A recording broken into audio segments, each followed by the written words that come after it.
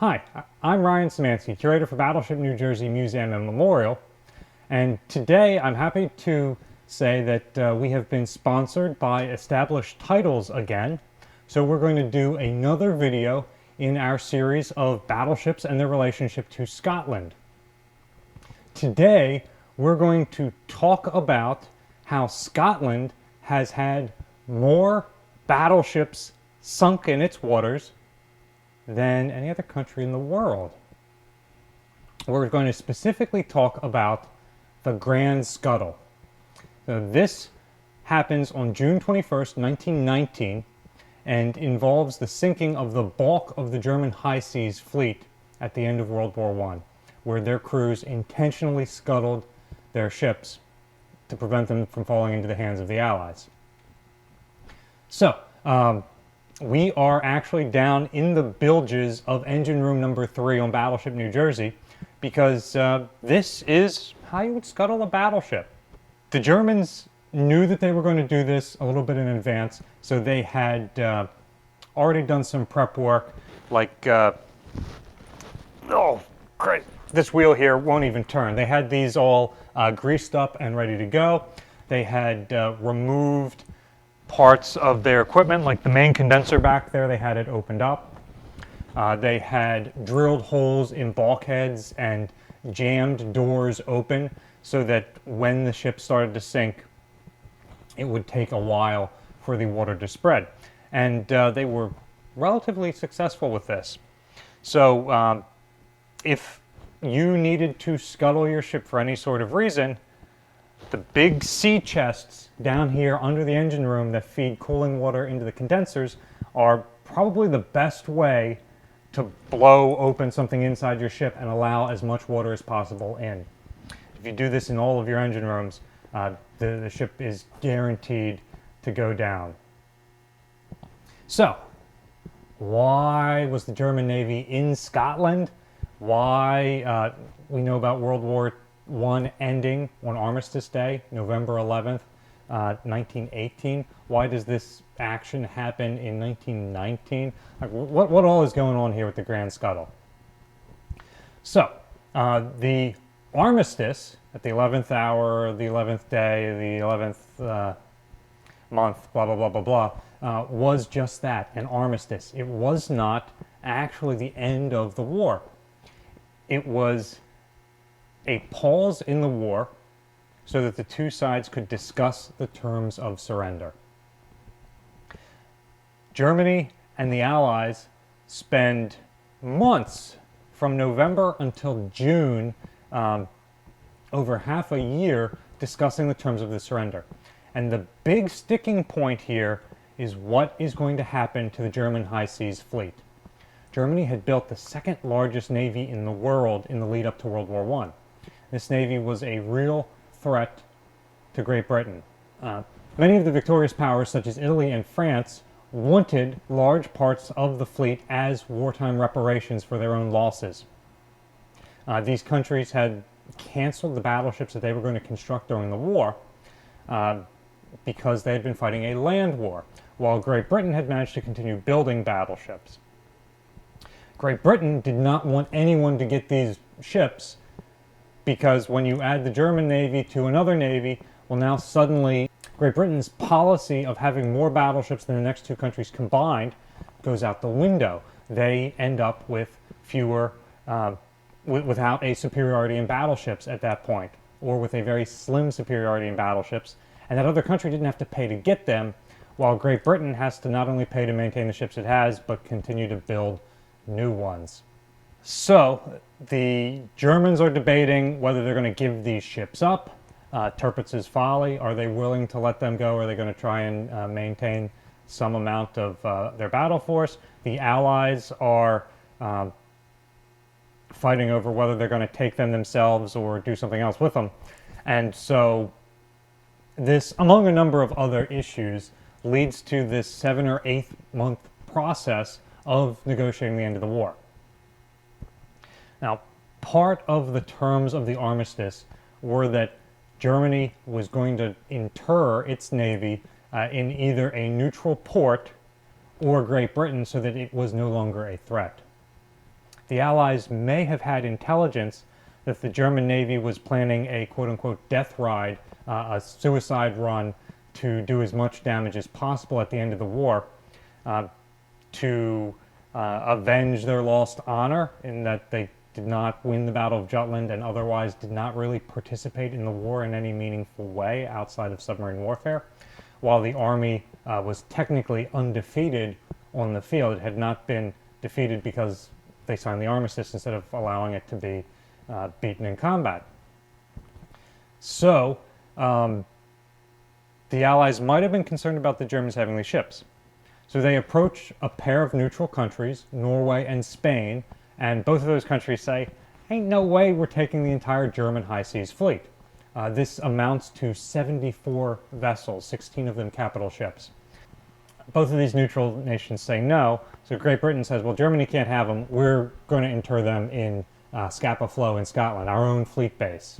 So, now that we're talking about Scotland, it's time to bring up again that I am a Scottish lord, thanks to established titles. The established titles makes a great last-minute gift idea, and it allows you to buy as little as 1 square foot of land on a Scottish estate, which then qualifies you by Scottish tradition to be known as a lord or lady, or laird, as is known in Scotland. Not only do you get 1 square foot of land and the right at that point to add lord to some legal documents such as credit cards, plane tickets, and even dating profiles, but it sponsors the planting of a tree thanks to charities One Tree Planted and Trees for the Future. Now this is very important because Scotland is largely denuded of trees, as are a number of other countries around the world, because of the use of their forests for building the Royal Navy warships, the original line of battleships. So that's something that's very interesting to me. And for anybody that uses our sponsorship code, establishedtitles.com/battleship, which is linked in the description down below, you are likely going to get a plot of land right next to mine. So Battleship New Jersey will start owning tens of square feet in Scotland, and you get a 10% discount by using the code Battleship. So you can both support the museum and the planet by making this a great last-minute gift idea and buying a Scottish title for either yourself or a loved one. The German high seas fleet at the end of the war sails into interment. Initially 70 ships set out, 4 more will join them later.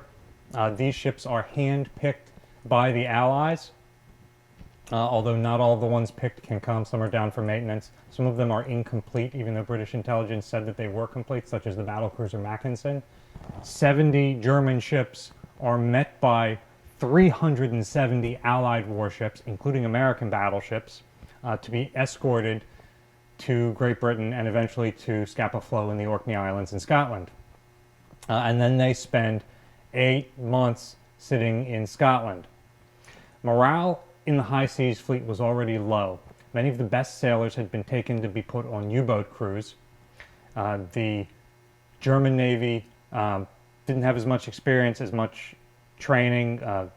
The Royal Navy's blockade of Europe meant that there was very little food in Germany, so the food wasn't great. And when they heard that their admirals wanted to send them on a death march, many of these guys revolted and formed their own communist communes on their ships and refused to listen to officers. So that keel mutiny is what prevents the high seas fleet from sailing, and the morale issues stay and only get worse while the fleet is interred. Initially, some 20,000 German sailors are there to sail the ships over.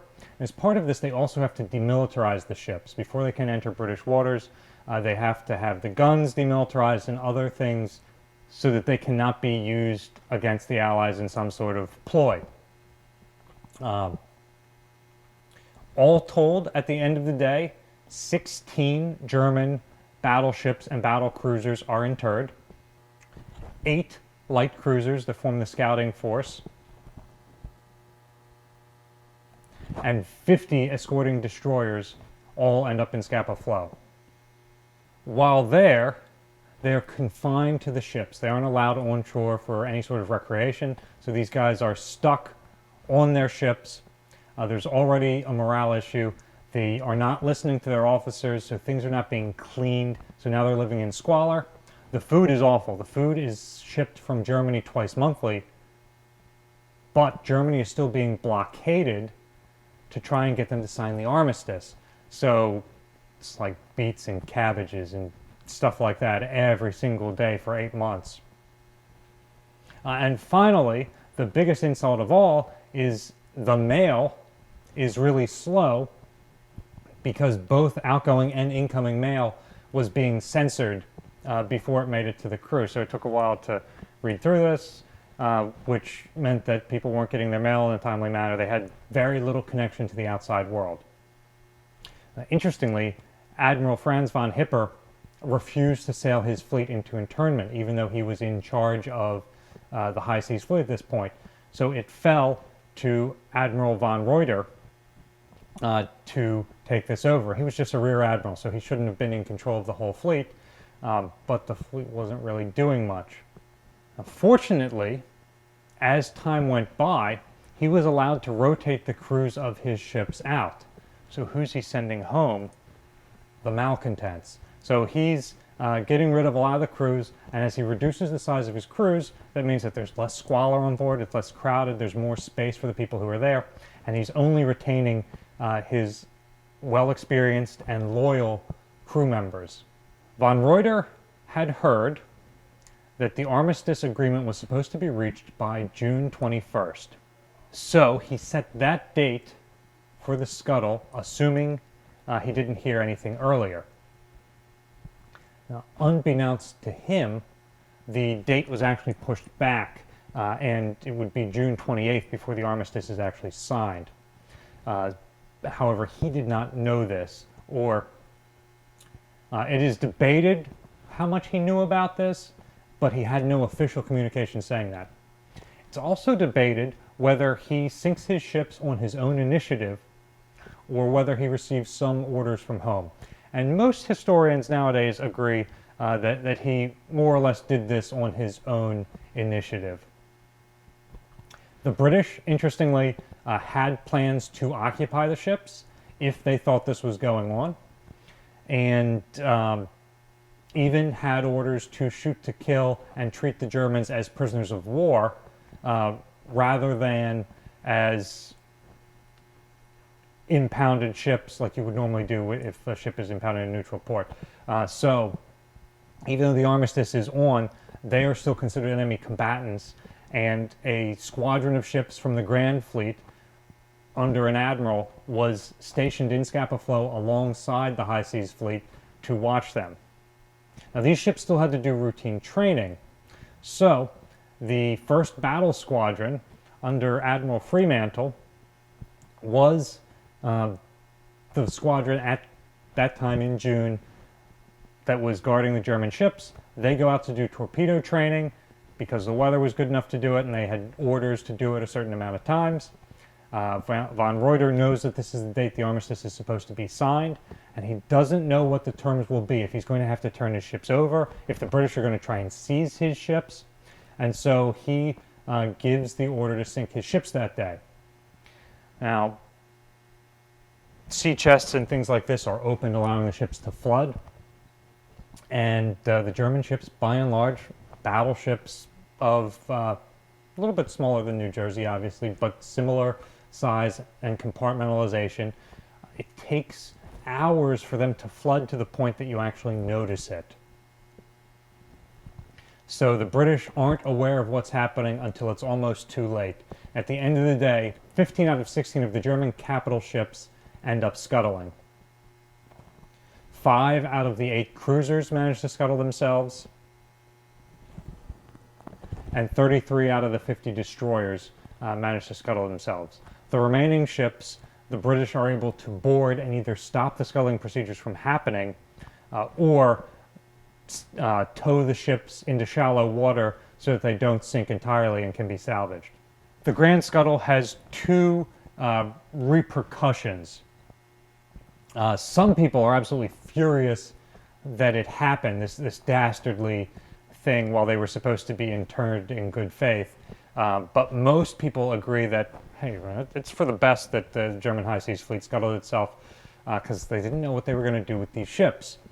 And that was the major sticking point in negotiation. So with them sunk, within a week after that, a treaty is reached.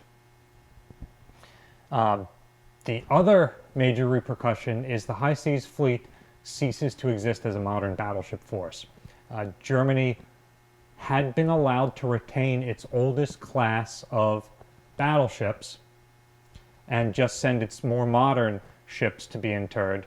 However, when those ships scuttled, those German battleships get partitioned out through the Allies.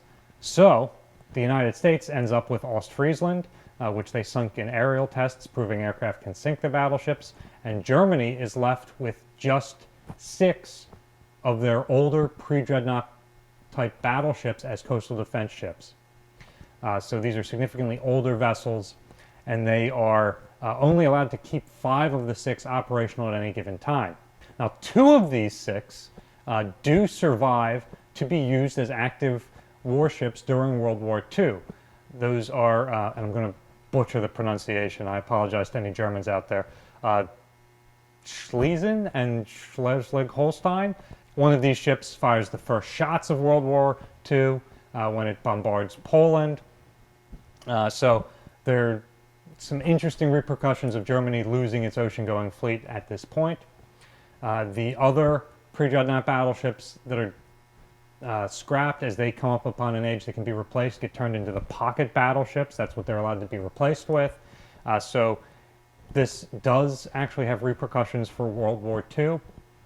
Otherwise, it is the single greatest loss of battleships in history, and it makes Scotland, for a time, the resting place of the most battleships ever.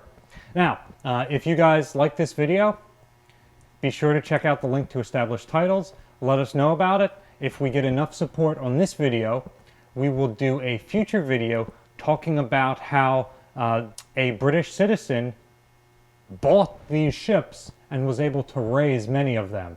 So we'll continue talking about battleships and Scotland's history in future videos. What do you think? Was it better that the Germans scuttle their ships? They do have a tendency of doing that, although it's utterly unprecedented for an entire battle fleet to be scuttled. Do you think that was a good thing or a bad thing? Let us know in the comment section down below. New Jersey receives operating support from the New Jersey Department of State, also from a number of other businesses, such as Established Titles, who sponsored this video. Remember, their promo code establishedtitles.com/battleship is in the description below, and also from private individuals like yourselves. We really appreciate your support, and there's also a link down below if you'd like to donate to support the channel. You can also support us by liking, sharing, and subscribing so more people find out about us and our channel. Thanks for watching.